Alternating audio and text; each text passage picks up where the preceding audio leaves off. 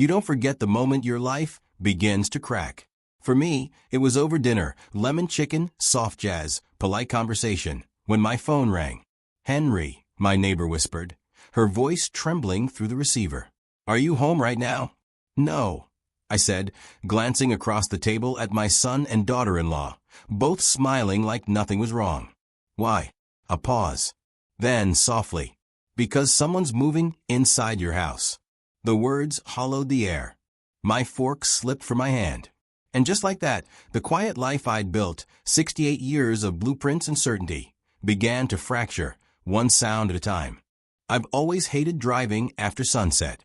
The old roads of Cedar Springs twist through forests that seem to lean closer each year, like they're whispering secrets you're not meant to hear. Still, I made the drive tonight, headlights carving through mist, because Daniel insisted. "Dad, you have to come by," he'd said over the phone, voice bright but oddly rehearsed. "Clara's making your favorite lemon chicken. It's been too long." Too long. That phrase carried weight. It had only been 3 weeks since I'd last seen them, but lately, every visit felt like crossing a small, invisible bridge that I wasn't sure would hold. I love my son, but he's grown into a man I can't quite read anymore.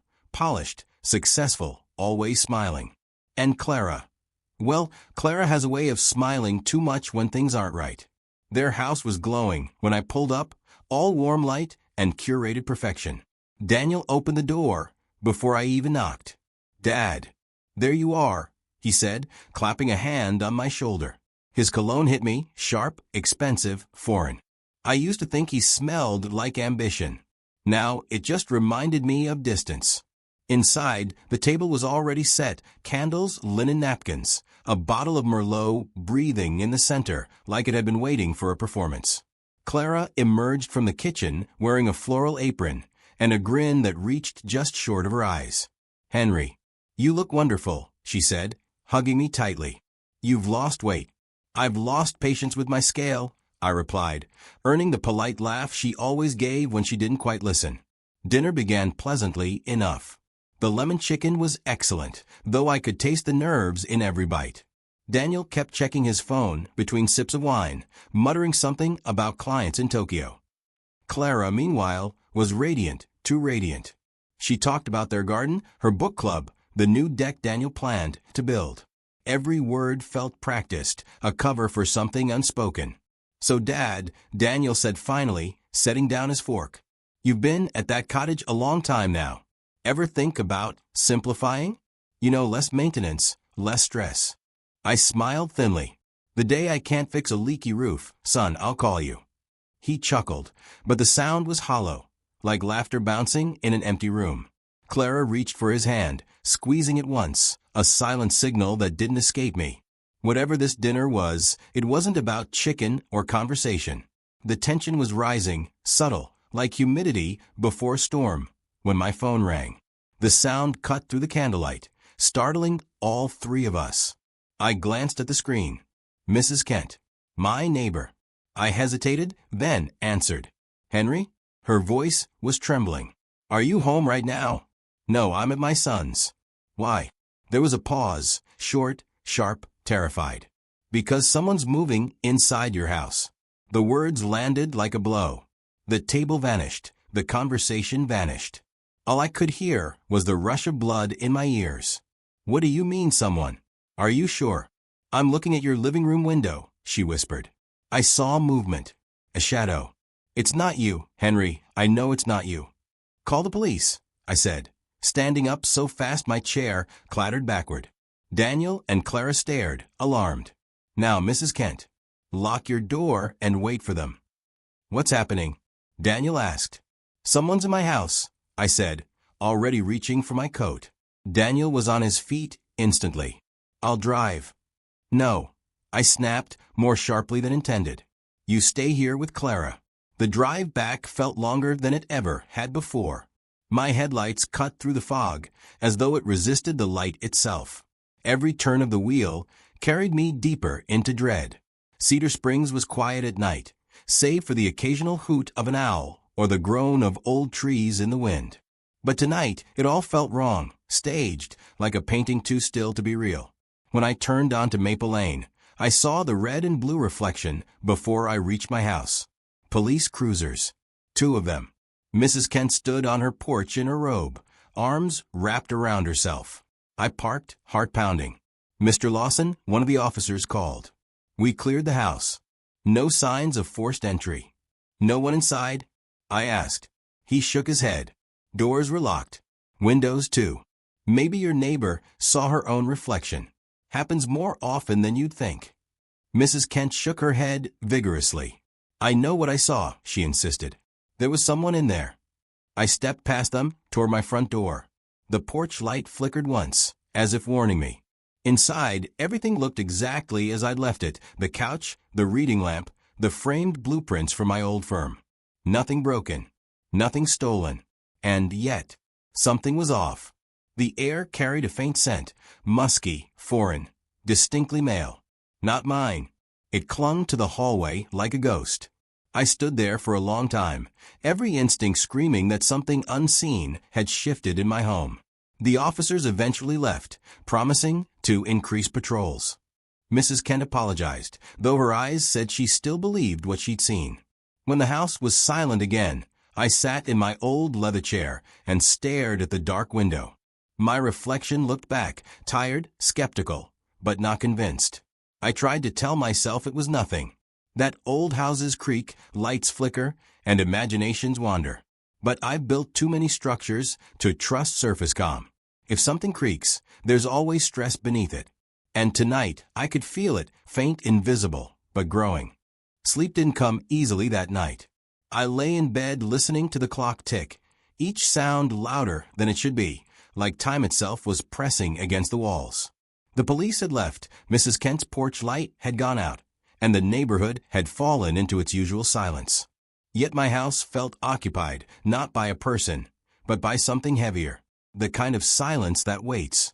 I told myself I was being foolish. At 68, the mind plays tricks. But logic couldn't quiet the unease that crawled through me. The air felt touched, not violated, just rearranged. Like someone had entered my life and moved something only slightly, just enough to make me doubt my memory. By morning, exhaustion had settled into my bones. I made coffee, black and bitter, and stood by the kitchen window watching the mist rise from the trees. My phone buzzed. A text from Daniel. "Everything all right?" "Police say false alarm.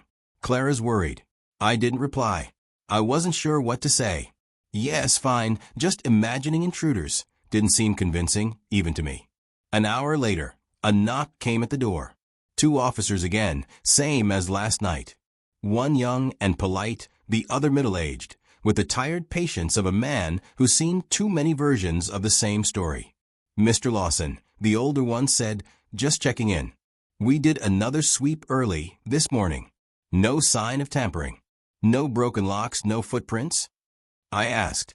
"None that we could see. Doors were secure. I'm guessing your neighbor just spooked herself." I nodded politely, though his words landed with the weight of dismissal.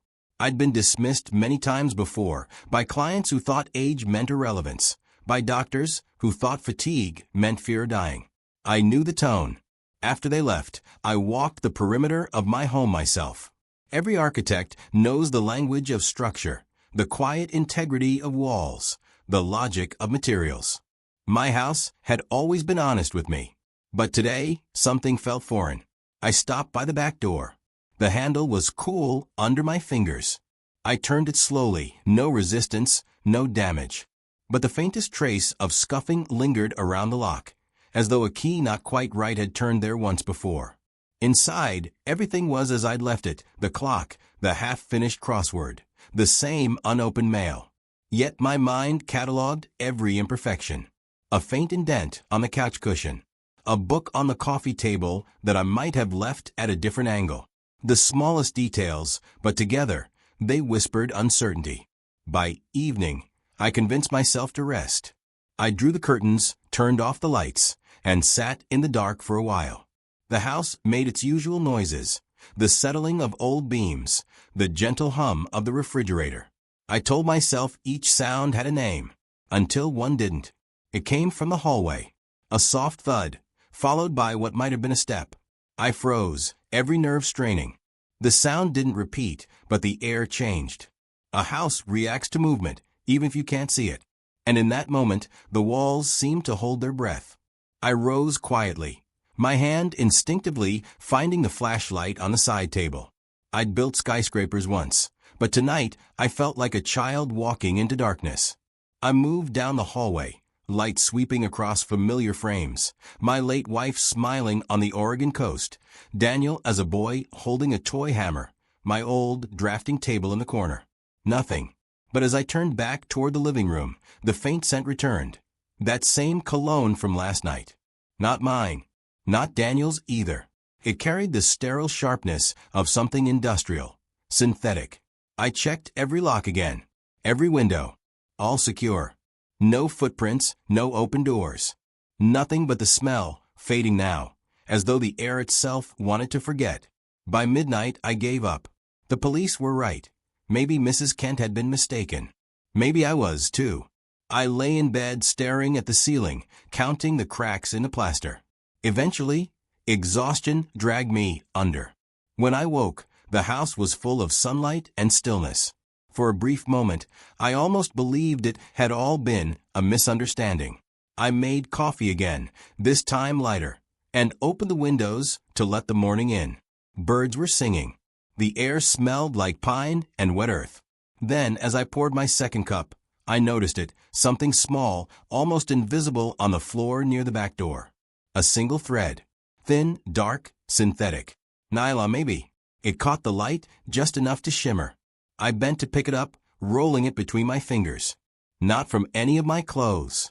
Too coarse to be from a carpet. More like the kind of fabric used in work gloves or outdoor gear.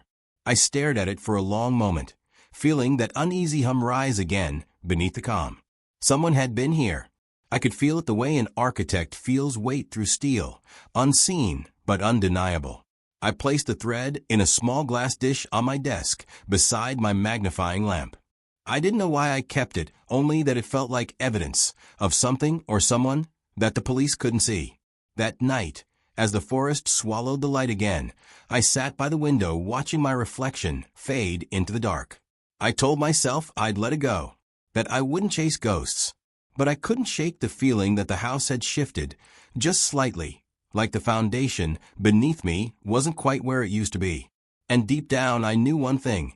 If structures don't creak without stress, then something or someone had already put pressure on mine. The knock came just after dawn. 3 slow raps, measured, confident. I'd been awake for hours anyway, sitting at the kitchen table with a cold cup of coffee and the small dish holding that single dark thread. When I opened the door, Daniel stood there, smiling as though nothing could possibly be wrong. "Morning, Dad," he said, holding up 2 cups of coffee like a peace offering. "Didn't think you'd mind a surprise visit." I stepped aside to let him in. "You were right," I said. "I didn't mind. I just didn't expect it." He grinned, setting 1 cup on the counter.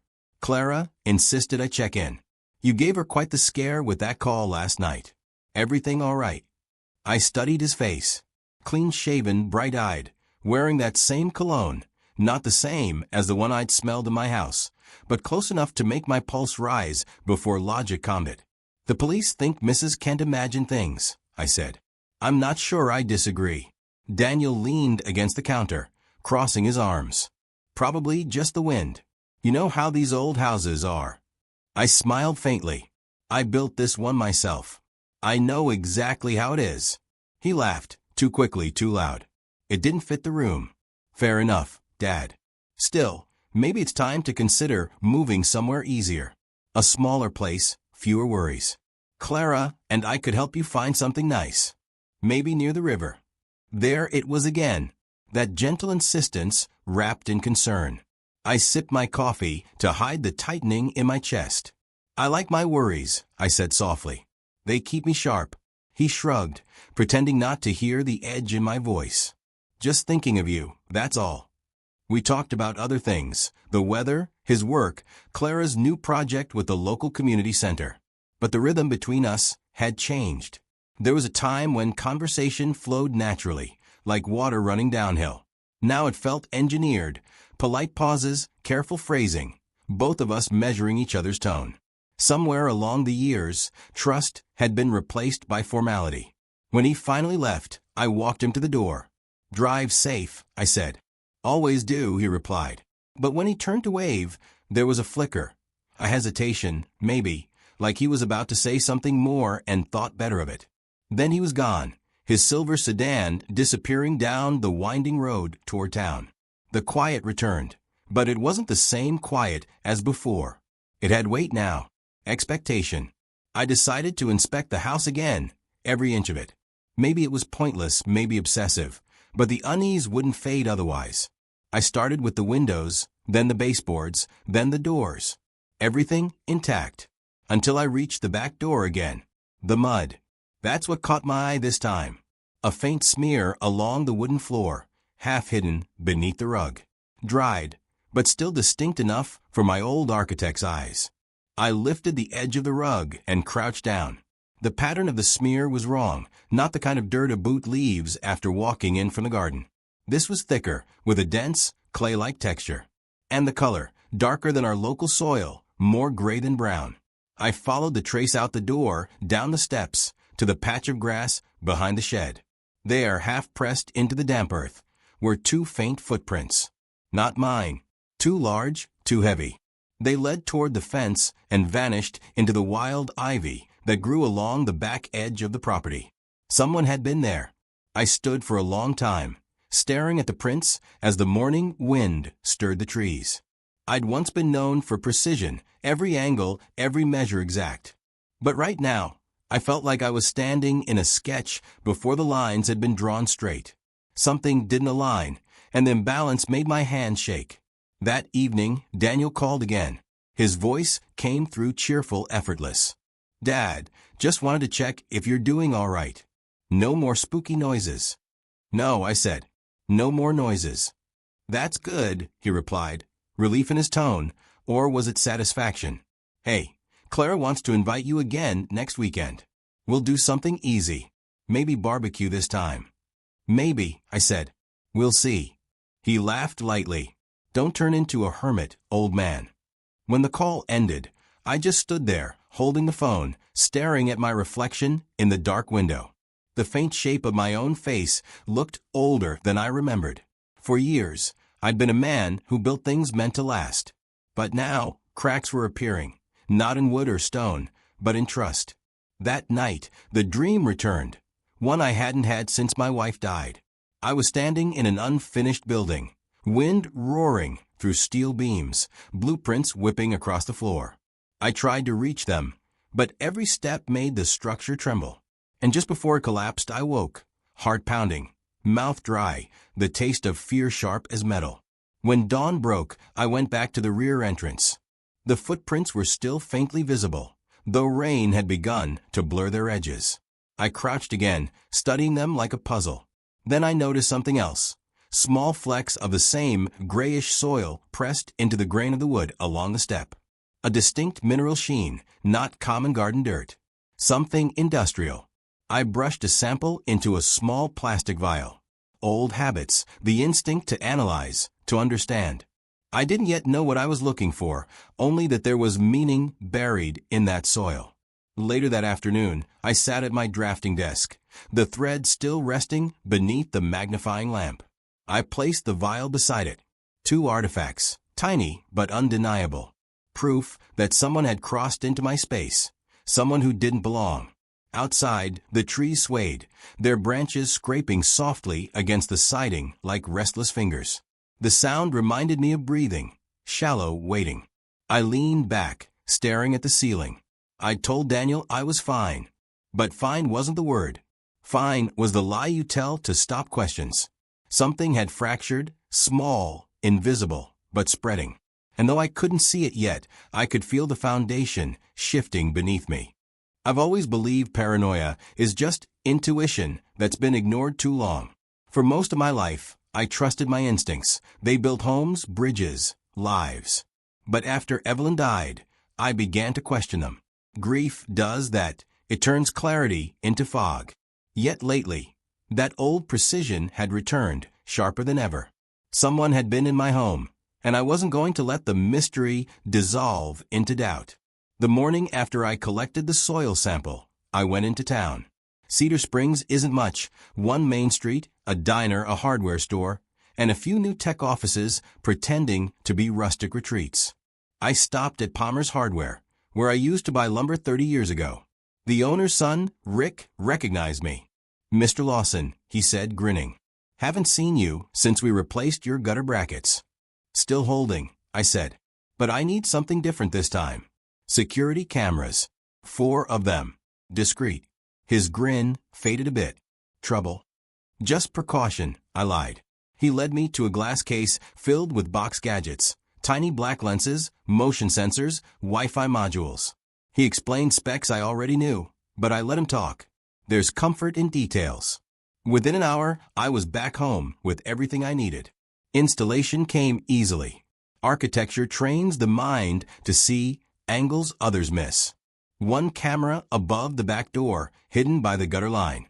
Another under the eave, facing the driveway. A third inside the living room, masked by the bookshelf. And the last, the smallest, tucked above the hallway arch, for silent eyes to see what mine couldn't.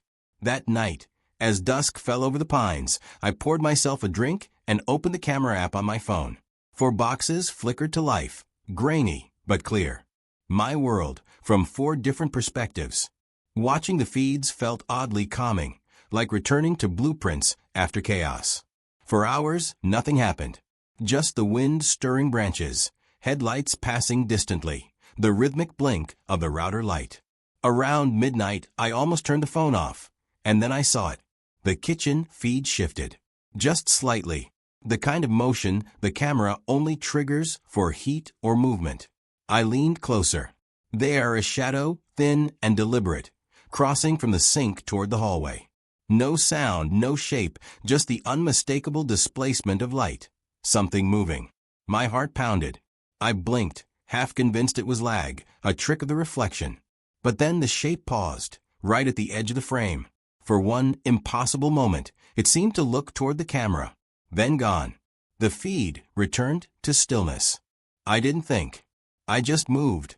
The flashlight was in my hand before my thoughts caught up. I rushed down the hall, flicked the kitchen light on empty. Every drawer closed. Every shadow where it should be. I checked the door, the windows. All locked. Nothing disturbed. But when I exhaled, I caught it again, that faint, sterile cologne. I stood motionless, the house humming around me. The refrigerator clicked off. A floorboard shifted somewhere above. My old drafting mind wanted to map it, trace the noise through the joists, but fear isn't something you can diagram. I stayed awake until dawn.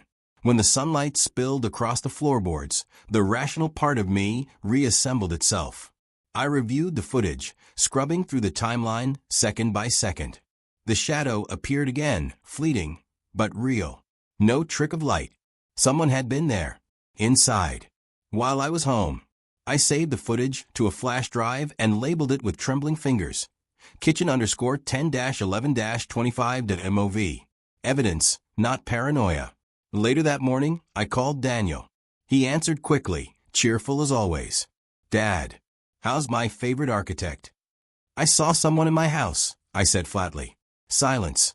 Then a laugh, forced, like air escaping a punctured tire. "You mean on the cameras?" "Dad, you probably caught a reflection.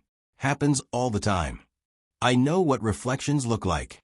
Okay, he said, tone softening, like he was soothing a client.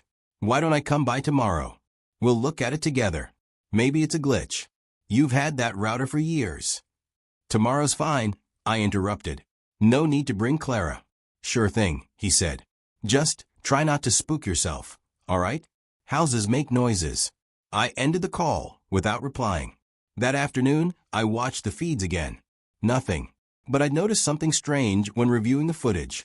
A brief flash at the bottom of the frame, as if light from the basement had flickered through a vent. The basement. I hadn't been down there in months. I grabbed a flashlight and descended the steps. The air grew cooler with each step, the smell of old wood and dust thick around me. The single bulb buzzed weakly when I pulled the cord. My workshop sat exactly as I'd left it, tools on the wall, paint cans stacked neatly, blueprints rolled in their tubes. But near the far wall, the concrete looked different. A fine crack ran along the floor, thin but fresh. I crouched, tracing it with my fingers.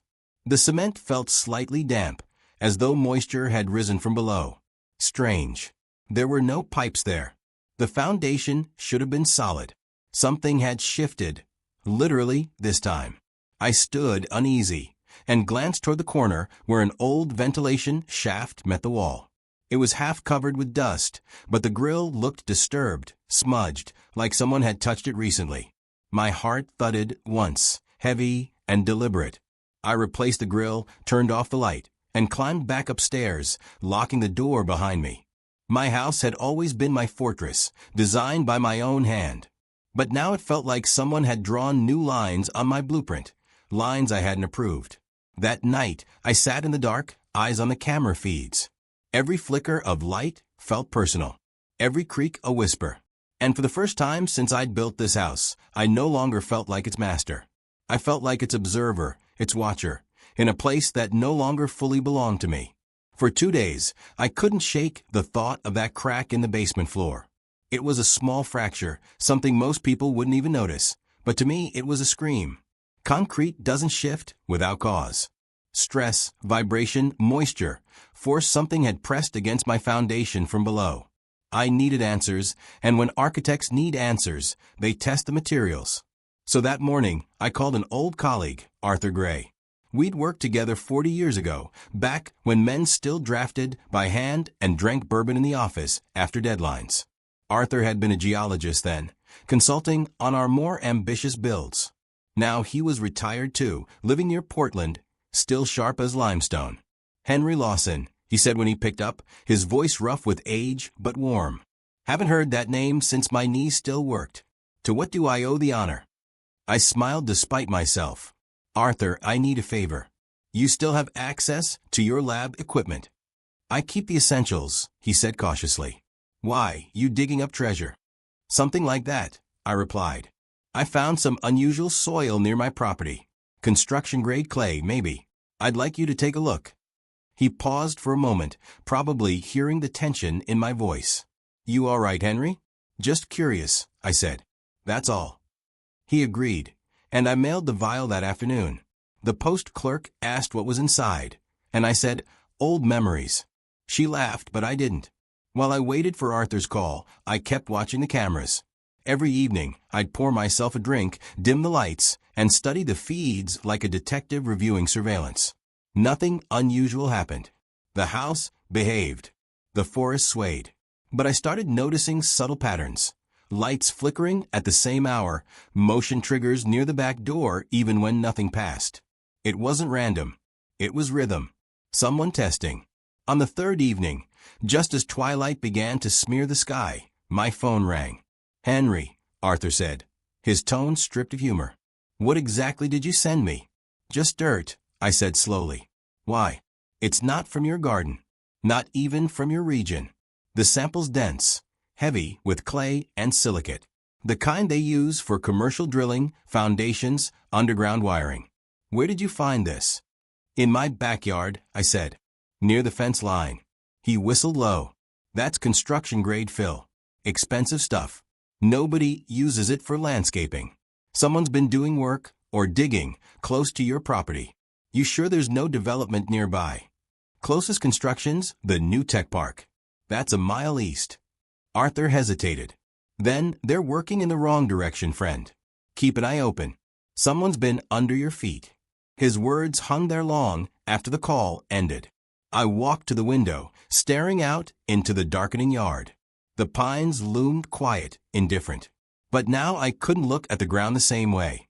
Beneath the grass, beneath the soil, something had been disturbed.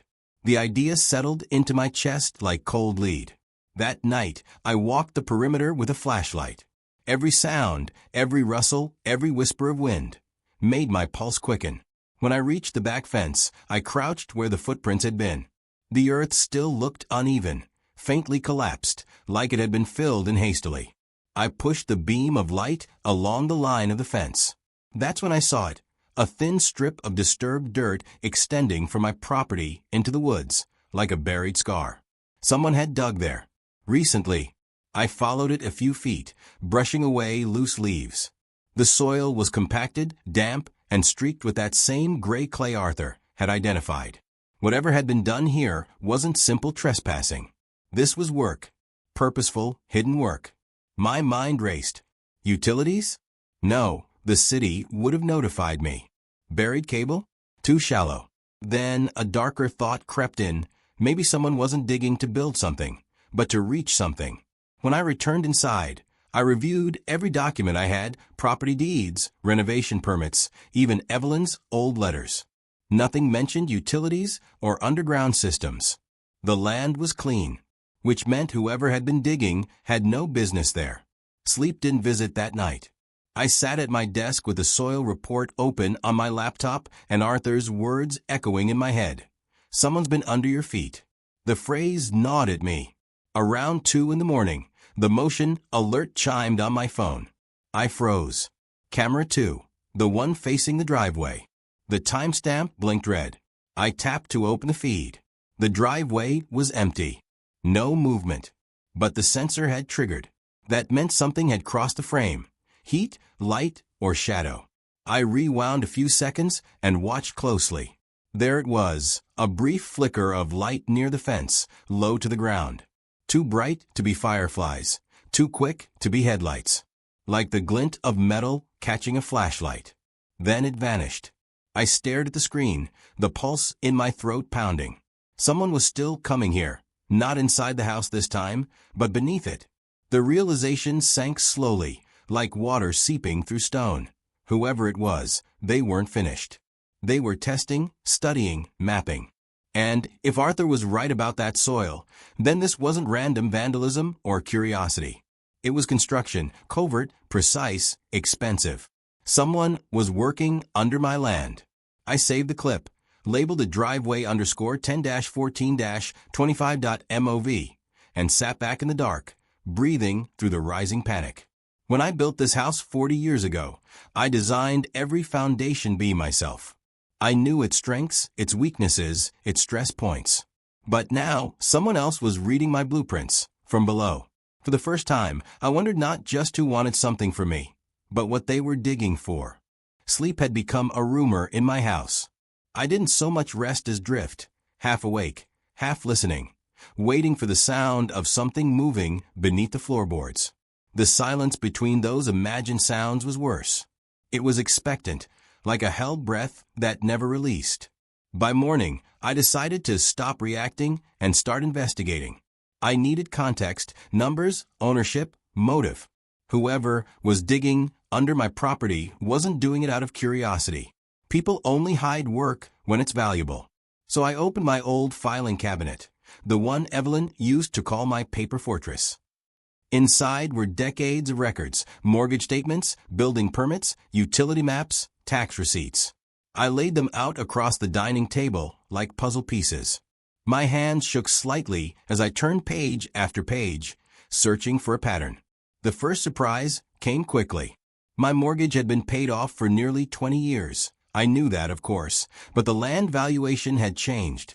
A letter from the county assessor, dated just 6 months ago, listed the new estimate, $1.4 million. I blinked, certain I'd misread.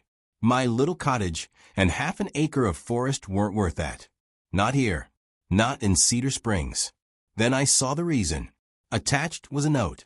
Value adjusted due to proximity to the Cedar Springs Tech Park expansion zone. Expansion zone. The words pulsed like a warning light. I hadn't realized the tech park was extending west, toward my side of town. Toward me. I opened my laptop and searched the county's development maps. There it was in cold, bureaucratic lines. The proposed expansion of Atlas Technologies campus, new labs, underground fiber routes, and an energy hub slated to run beneath adjacent private land, pending acquisitions. My stomach dropped. Atlas Technologies. I'd read about them, a private contractor specializing in AI research and defense systems. They'd been buying property around Cedar Springs for months, quietly, through brokers and holding companies. My land was the only piece between their two main parcels. The missing puzzle piece.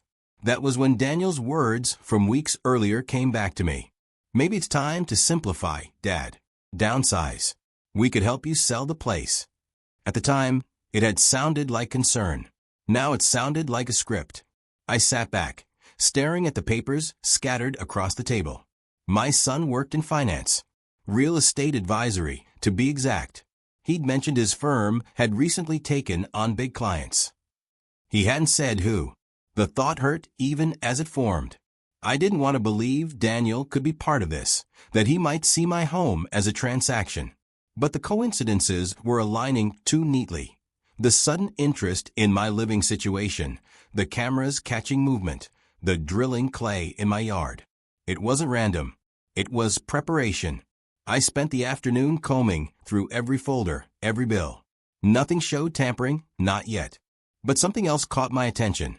An insurance document newly issued in my name, dated 3 months ago. Coverage increased by 80%. The signature at the bottom looked like mine, but the pen pressure, the curvature of the H, off, just slightly. I hadn't signed it. My pulse quickened. Someone had been filing paperwork in my name. That wasn't only invasive, it was deliberate groundwork. I decided to check my online accounts. I hadn't done much banking online since retiring. Evelyn had always handled the tech side. But now, with shaking hands, I logged into my financial portal. The numbers looked fine, no sudden withdrawals, no red flags. For a moment, I felt foolish.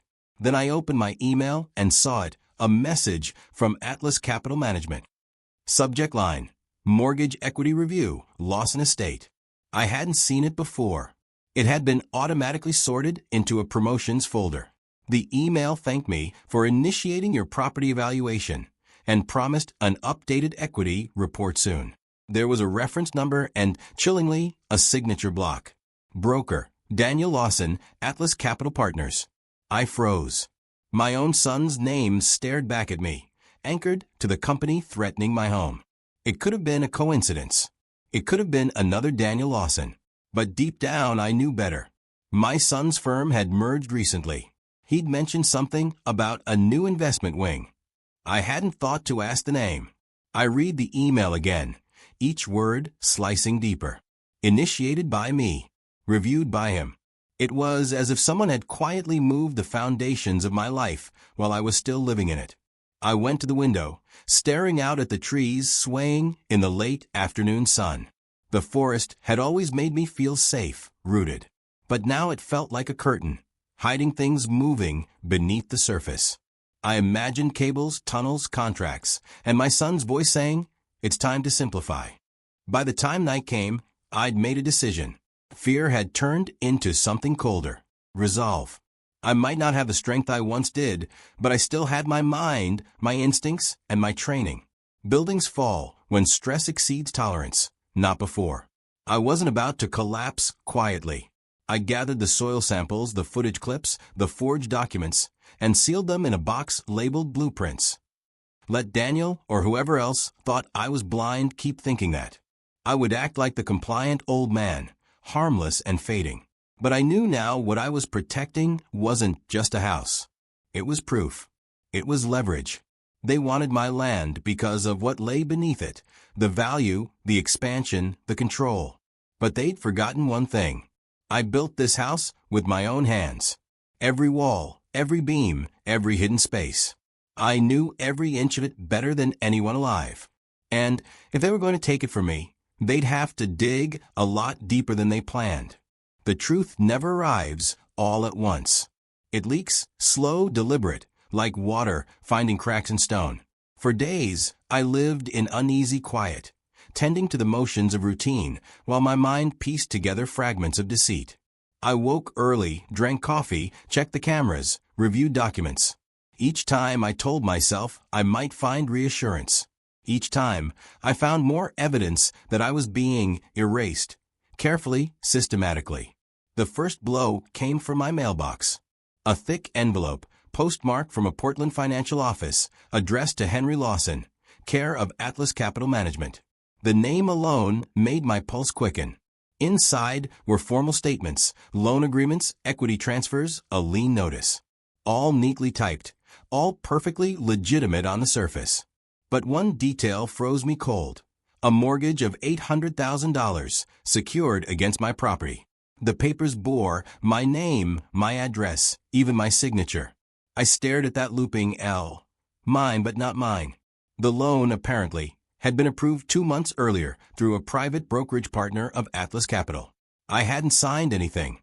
I hadn't applied for anything. And yet, there it was, debt anchored to my home. Panic clawed at my throat. I pulled out my laptop and checked my credit report, something I hadn't done in years. The loading screen took forever, the spinning icon mocking me. And then the numbers appeared. My credit score, once flawless, had collapsed, a financial sinkhole. New accounts. Hard inquiries. The loan confirmed in black and white. Borrower, Henry Lawson. Broker, Daniel Lawson. Institution, Atlas Capital Management. The air seemed to thin around me. For a moment, I couldn't breathe. It wasn't just identity theft, it was betrayal, signed in my own bloodline. I tried to rationalize. Maybe a clerical error. Maybe a coincidence. But deep down, I knew the architecture of deceit when I saw it. Someone had studied me, mapped every detail, forged the perfect replica. No one could have done that without proximity, without trust. And who had more of both than Daniel? The thought cracked something in me. I wanted to call him immediately, to demand an explanation. But another instinct, older and colder, stopped me. An architect doesn't tear down a wall before understanding its weight. You study the load first. You measure the fault. So instead of calling, I documented. I printed everything. The forged signatures, the loan terms, the property lien. I organized them into a binder labeled Project Atlas. If Daniel was behind this, I would not give him the satisfaction of seeing me panic. That night, I couldn't eat. The cameras showed nothing unusual, but the house felt different. Not invaded, violated. I kept thinking of that line Arthur had said on the phone. Someone's been under your feet. Now it wasn't just physical. They weren't just digging under my property. They were digging under me. Around midnight, I opened the window for air. The forest beyond was silent, except for the slow sway of branches. I thought of Evelyn, how she used to tell me, "You see patterns in everything, Henry. That's your gift and your curse." She'd been right. Patterns were all I could see now, financial, emotional, architectural. My son's sudden concern for my comfort. The push to downsize. The timing of the tech park expansion. He wasn't stealing my money. He was taking my foundation. The next morning, I drove into Cedar Springs and visited the county clerk's office.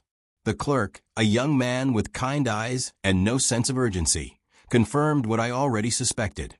"Yes, Mr. Lawson," he said after typing for several minutes. "Your property deed lists an active mortgage claim filed last quarter. Everything looks valid, notarized and processed electronically." "Who notarized it?" I asked. He squinted at the screen. "A Sarah Denton. Works with Atlas Capital's brokerage division." I thanked him and walked out, feeling the sunlight sting my face. The world around me seemed too normal. Children riding bikes, a dog barking across the street. Life continuing without noticing a man unraveling quietly. Back home, I checked my answering machine. 2 messages from Daniel. His tone in the first was casual, in the second almost anxious. "Hey Dad, just checking in. Haven't heard from you. I can come by tonight, maybe help you with some stuff around the house. Let me know, okay?" He sounded like a son, concerned, affectionate. But now, every word felt rehearsed, like an actor sticking to his lines. I deleted both messages. That evening, as the sun bled into the pines, I took out the binder again. Each page stared back at me like evidence in a trial. Somewhere among those signatures, I could still see his influence, his confidence, his charm. My son, the man Evelyn had adored, had used my trust as his blueprint. And for the first time, I saw it clearly, not just what he'd done, but why he'd been so eager for me to sell. The loan in my name wasn't just theft. It was leverage. Once the expansion reached Cedar Springs, this land would be worth millions. My identity had become a stepping stone for his ambition. I poured myself a glass of whiskey and stood by the window, watching dusk swallow the trees. The house was quiet, loyal, waiting. Somewhere outside, the wind carried the faint smell of that same cologne, sterile, chemical, calculated. He thought I wouldn't notice, that I'd fade quietly, confused, grateful even. But I'd built my career on reading stress before collapse. I could see the cracks forming in the ground, in the documents, in him. Tomorrow, I would call someone who could help me fight back. Someone who understood that blueprints, like trust, could be redrawn. For now, I let the house breathe beside me, my silent ally. Every structure has a fault line, and I just found mine. Morning came dull and heavy, the kind of gray light that feels like it's already apologizing for the day ahead. I barely slept. Every time I closed my eyes, I saw Daniel's signature looping beside mine. A perfect imitation, a perfect betrayal. I spent an hour staring at the binder before finally picking up the phone. There was only one person I trusted enough to make sense of this: Margaret Ellis. She'd been my attorney for decades, handled Evelyn's will, the sale of my firm, and the trust fund we'd built for Daniel after college. She was practical, unshakable, and blessedly immune to charm. When she answered, her voice carried that same brisk clarity I remembered. "Henry? I was just thinking about you. How are you?" "I'm not sure," I said. "I need your help, Margaret. Urgently." "Then you'll get it." "What's happened?" "I think Daniel's taken a loan in my name, against my property." There was a long pause. "Then, that's a serious accusation." "I know. But it's real. I have the paperwork, and I've verified it with the clerk's office. The broker of record is him." Her tone softened, but only slightly. "Bring everything you have to my office. I'll clear my schedule." It took me an hour to drive to Salem, where she'd retired but still kept a small law practice. The office looked the same as always, tidy, orderly, lined with old casebooks that smelled faintly of dust and lemon polish. She hugged me when I entered, though I could tell by the way she studied my face that she was already measuring the situation. We sat in her conference room while I laid out the binder. She adjusted her glasses and began leafing through it, methodically silent. The only sound was the faint rustle of paper. Finally, she said, "These documents are sophisticated forgeries. Whoever did this knew what they were doing. Can they be undone?" She glanced up. "That depends. If it's truly fraud, yes. But if you granted him any form of legal authorization, a power of attorney, for example, then he could have executed these transactions lawfully." "I didn't," I said firmly. "I never gave him that." She didn't look convinced. "Think back, Henry. 6 months ago, a year ago, maybe. Did Daniel ever bring you paperwork to sign? Routine updates, financial adjustments, anything like that?" The question hit harder than I expected. I frowned, trying to sift through months of memory. "He came by one morning," I said slowly. "Brought coffee and some papers. Said they were estate updates, something about keeping the lawyers satisfied. I didn't read them closely, just trusted him." Margaret sighed softly, setting her pen down. "That could be it. If one of those documents was a durable power of attorney, it would give him full control over your financial assets. He wouldn't need to forge anything after that, just sign for you." The room felt smaller, the walls closer. "You think I signed my own authorization?" She met my eyes, sympathetic but firm. "I've seen it before. Families are complicated. Trust makes people careless. But if he used deceit, we can challenge it. I'll need to review the signature against your verified records." I handed her my driver's license and a copy of my will. She compared them briefly, nodding. "The signatures on these documents aren't an exact match, but they're close enough to pass scrutiny. Whoever prepared them had access to your originals." "Daniel did," I whispered. "He handled my insurance renewals.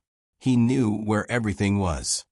Margaret leaned back in her chair, studying me the way she studied clients before dropping bad news. "Henry, I'll be honest. Legally, this will be difficult to unwind. Emotionally, even more so." I looked out her window at the drizzle sliding down the glass. Cars moved through the gray streets below, unbothered by my unraveling world. He planned this, I said quietly. Every visit, every conversation. He made me feel like I was losing touch, like he was helping me manage my affairs. She folded her hands. Then we'll make him regret it. Her voice cut through the numbness, like a scalpel. I looked at her, really looked, and saw the same determination that had once intimidated opposing lawyers twice her size. Here's what we do, she continued. We request certified copies of all documents executed under your name in the past 12 months. I'll file an injunction to freeze any further activity on your property. But Henry, yes, don't confront him yet. If you show your hand too early, he'll cover his tracks. Let him believe you're still in the dark. We'll build our case quietly. Her words made sense, but the thought of pretending, of smiling at Daniel again, made my stomach twist. I don't know if I can do that. You can, she said gently. You built towers that touch the sky. You can stand in one more storm. When I left her office, the rain had turned steady, rhythmic, like a metronome keeping time for the unraveling of a life. I drove slowly, headlights carving the road ahead, my mind looping through the same image. Daniel handing me those papers, his easy smile, his calm reassurance. Just standard estate updates, Dad. I'd signed every page. I remembered the warmth of his voice, the sunlight on the table, the smell of coffee and pastry. And now I understood. He hadn't stolen my name. He'd convinced me to give it to him. When I pulled into my driveway, the house looked different, not the same comforting structure I'd built decades ago, but something hollowed out, like a replica missing its heart. I locked the doors, closed the curtains, and sat in the dark, the hum of rain against the roof like the ticking of a clock I couldn't turn back.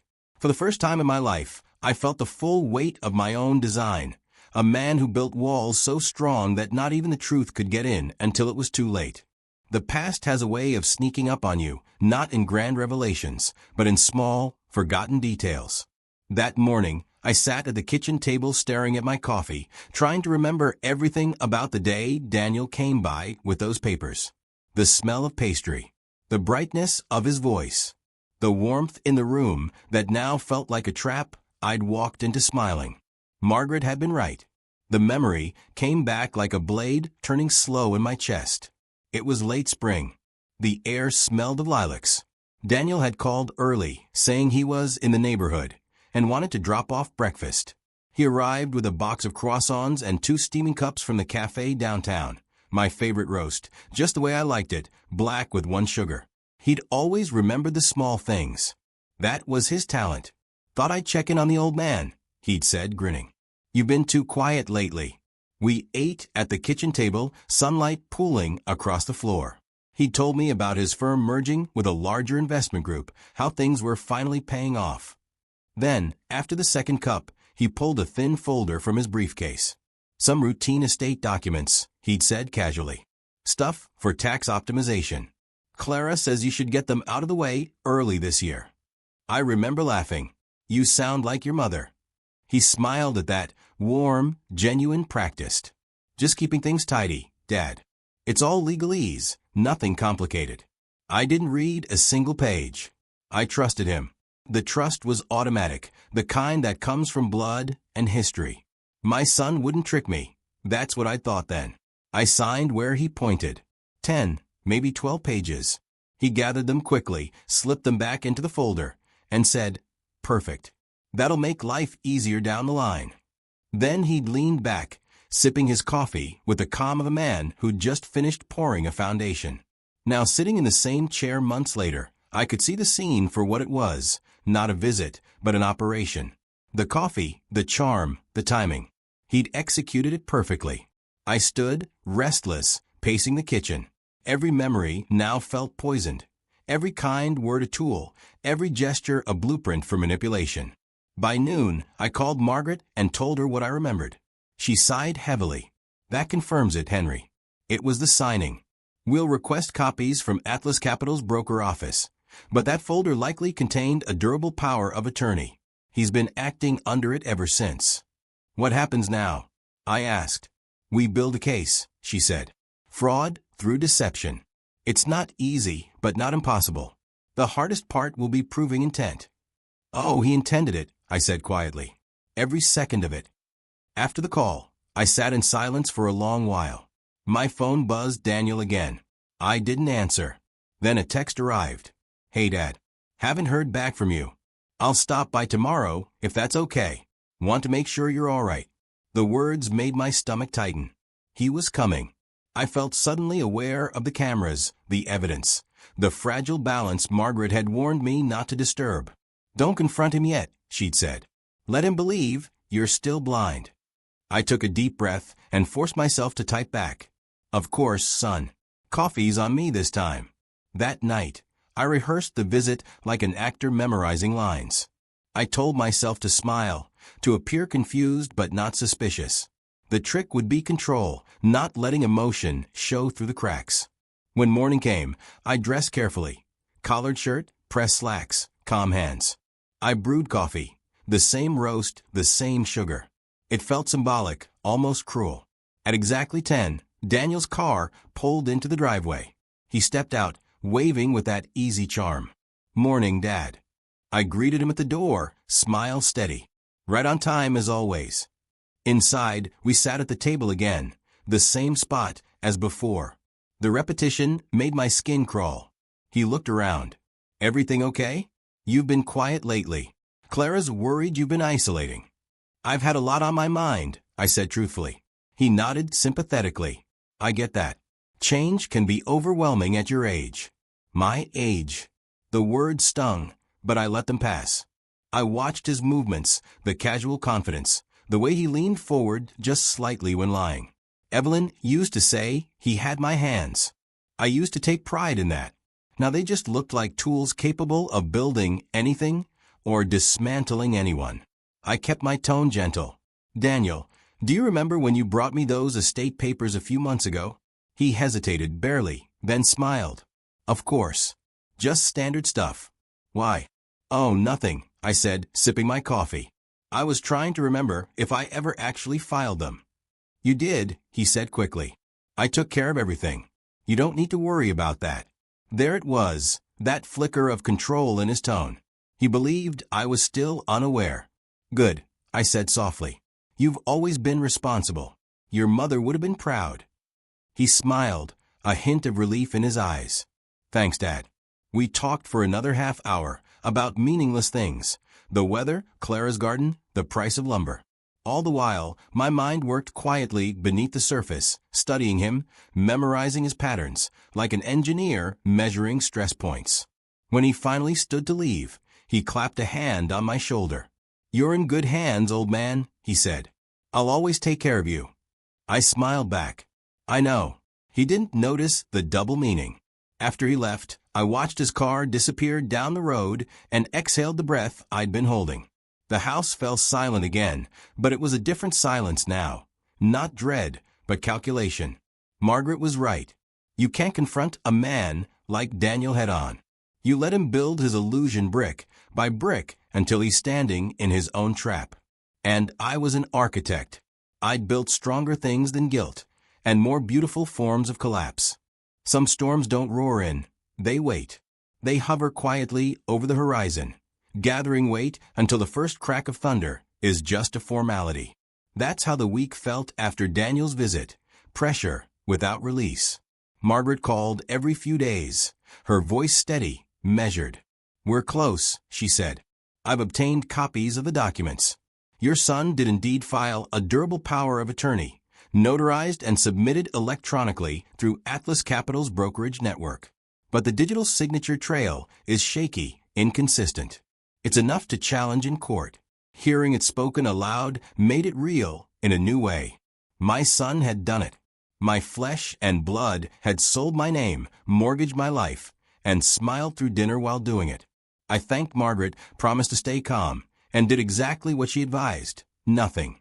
I would let Daniel believe I was still ignorant, harmless. The aging father slipping quietly into confusion. That would be my mask, the same one he'd used on me. When I called him later that week, my voice was warm. Dinner this Saturday, Daniel.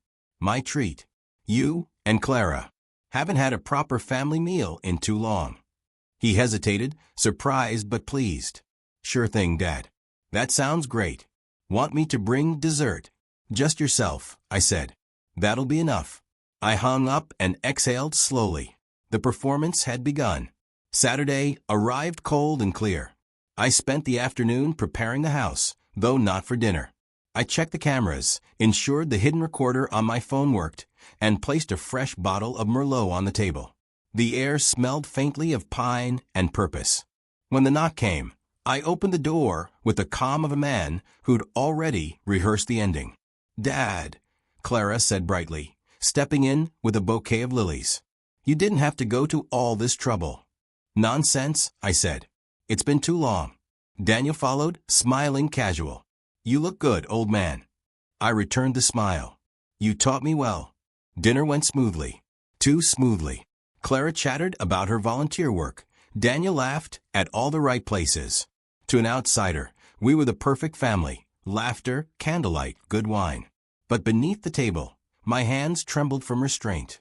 Halfway through the meal, I rose. "Excuse me a moment." Forgot something in the study. I returned with the binder, Project Atlas. I placed it on the table, beside the wine. Daniel glanced at it, the faintest flicker of unease passing through his expression. "What's that?" he asked lightly. "Blueprints," I said, opening it slowly. "You remember what those are, don't you?" He laughed, uncertain now. "Dad, come on." But I turned a page, revealing copies of the forged documents, the lien statement, the loan. Each one neatly labeled, organized, undeniable. Clara's voice faltered. "Henry, what is this?" I looked at Daniel. "You tell her." He blinked, caught between charm and panic. "This, Dad, you've misunderstood. These are legal." I interrupted. "Forged? Or just conveniently signed by a man you decided was too old to notice?" His composure cracked. "I was helping you. You said yourself you didn't want to deal with paperwork anymore. I streamlined everything. You wouldn't have lost the house." "Lost it?" I asked softly. "You already sold it. You just hadn't told me yet." Clara's face went pale. "Daniel." He stood suddenly, hands raised, all performance now. "You're tired, Dad. This isn't good for you. Let's just." I reached for the phone, tapped the screen once. The tiny red light blinked to life. "Everything you're saying is being recorded," I said evenly, "and transmitted to my attorney." The color drained from his face. "You what?" Margaret's words echoed in my mind. "Let him believe he's still in control, until the moment he isn't." "You should have remembered, Daniel," I said. "I designed this house. Every angle, every hidden space, every wire. Did you really think you could outbuild me?" He said nothing. His jaw worked, but the words wouldn't come. Clara stared between us, realization dawning too slowly to save him. I closed the binder gently, as though it contained something fragile. "You forged my name, stole my property, and buried cables under my soil for a company that will bury you next. I hope the paycheck was worth it." He tried to recover, his voice trembling between anger and desperation. "You're overreacting. I can fix this." "No," I said. "You can't." "But I can." The silence that followed was thick, electric. Clara rose, shaking, whispering something I couldn't hear. Daniel stared at the table, at the evidence, the bottle, the ruins of his own design. Finally, I stood. "Dinner's over." He hesitated, then left without another word. Clara followed him out, her heels clicking sharp against the tile. The front door shut softly, leaving behind the sound of the storm that had finally arrived. I poured the last of the wine into my glass and stepped onto the porch. The air smelled of rain and electricity. Across the street, Mrs. Kent's porch light flickered, the same uneasy glow that had started all this. I thought of what Margaret would do now, the injunctions, the filings, the press.